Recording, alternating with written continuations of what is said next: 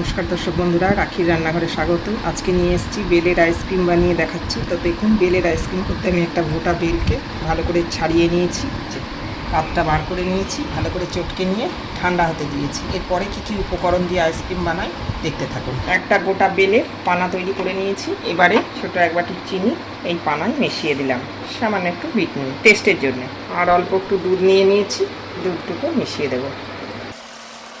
আপনারা চাইলে দুধটা স্কিপ করে যেতেও পারেন। এটাকে ভালো করে মিশিয়ে নেব, মিশিয়ে নিয়ে এটাকে ছাঁকনি দিয়ে ছেঁকে নেব। দেখুন সুন্দরভাবে মিশে গেছে। ছাঁকনির সাহায্যে দেখুন সুন্দরভাবে ছেঁকে নিচ্ছি। এই দেখুন এইভাবে ছেঁকে নেব পুরোটা।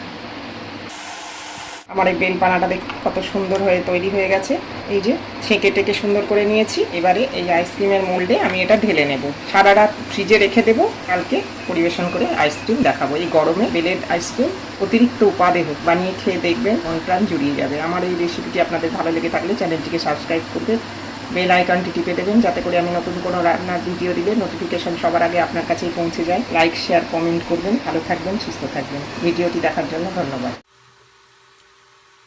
পানাটা এই যে মোল্ডের মধ্যে জমিয়ে নিলাম।